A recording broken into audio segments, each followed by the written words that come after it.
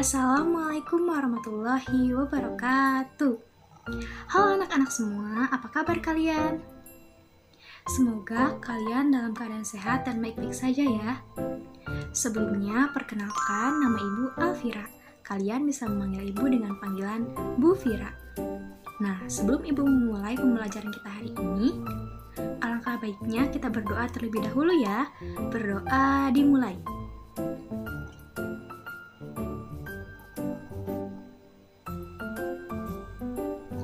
Berdoa selesai. Nah, apakah kalian sudah siap untuk memulai pembelajaran kita hari ini? Harus tetap semangat ya. Baik, hari ini kita akan mempelajari tentang bencana alam. Anak-anak tahu tidak apa itu bencana alam? Bencana alam merupakan bencana yang diakibatkan karena peristiwa alam. Bencana alam dapat membuat kerusakan lingkungan dan juga merugikan bagi makhluk hidup yang terdampak bencana tersebut. Nah, kira-kira anak-anak tahu tidak mengapa bencana alam bisa terjadi? Bencana alam dapat terjadi karena beberapa faktor alam, contohnya seperti gempa bumi, tanah longsor, tsunami, angin topan, dan juga gunung meletus. Tapi, ada juga bencana alam yang terjadi karena ulah manusia itu sendiri. Contohnya seperti banjir dan kebakaran hutan. Nah, anak-anak, jadi bencana alam ini penyebabnya dapat bermacam-macam. Yang pertama, bencana gempa bumi.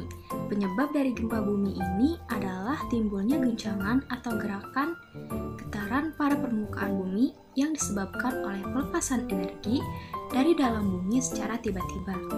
Nah, gempa bumi ini dapat dibedakan menjadi 3. Yang pertama yaitu gempa vulkanik, yang kedua gempa tektonik, dan yang ketiga gempa runtuhan. Nah, bagaimana ya cara membedakan ketiga gempa ini? Gempa yang diakibatkan oleh aktivitas gunung berapi itu disebut dengan gempa vulkanik. Lalu, gempa yang terjadi karena pergeseran lempeng bumi dan memiliki kekuatan yang sangat dahsyat disebut dengan gempa tektonik. Lalu, gempa yang disebabkan oleh tanah longsor atau runtuhan-runtuhan disebut dengan gempa runtuhan. Nah, anak-anak, besarnya kekuatan gempa bumi ini dapat diukur dengan alat yang bernama seismometer. Lalu, apa ya yang dapat kita lakukan ketika gempa bumi terjadi?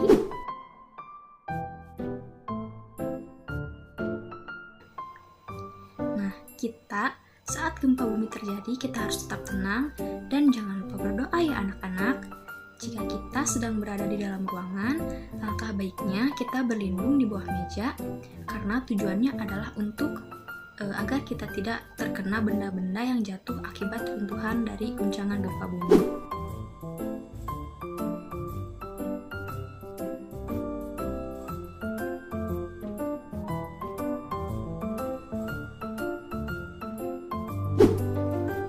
Namun jika kita sedang berada di luar ruangan, sebaiknya kita menghindari bangunan yang tinggi, menghindari pohon-pohon besar, dan sebisa mungkin mencari tempat yang luas atau lapang.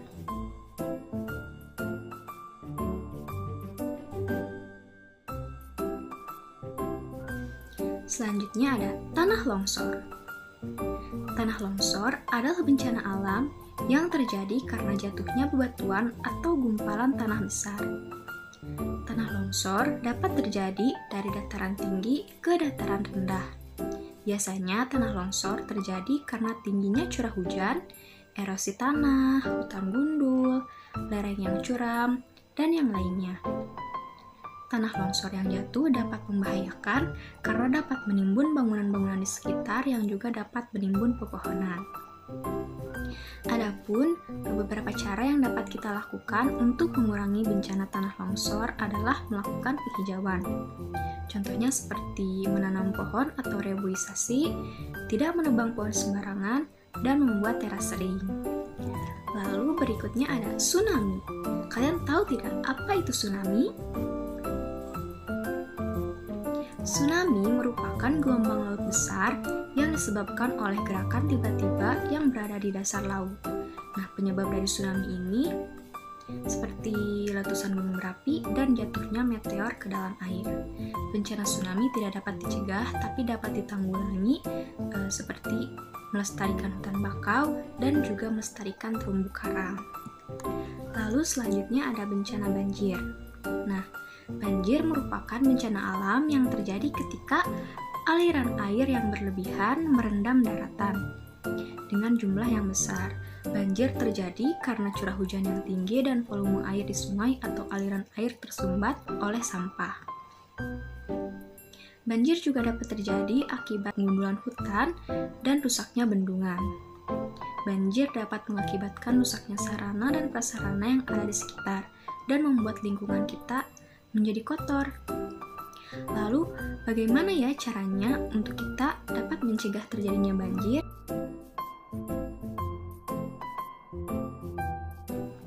Banjir dapat kita cegah dengan melakukan hal-hal yang mudah seperti tidak membuang sampah sembarangan dan menanam pohon di sekitar lingkungan kita. Ayo, siapa di antara kalian yang masih suka buang sampah sembarangan?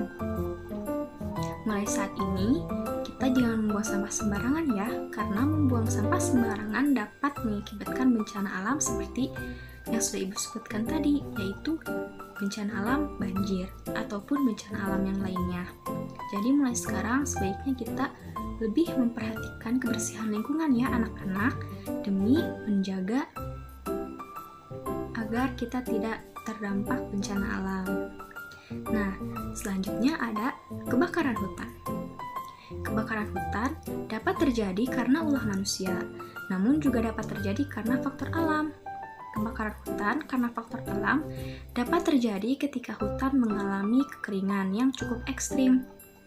Nah, bagaimana proses terjadinya kebakaran hutan itu? Jadi karena faktor kekeringan itulah, kemudian ada petir yang menyambar pohon dan menimbulkan percikan api, sehingga terjadi kebakaran. Itu merupakan proses terjadinya kebakaran hutan karena faktor alam. Dan ada juga kebakaran hutan karena ulah manusia, dapat terjadi ketika manusia melakukan pembakaran hutan untuk membuka lahan.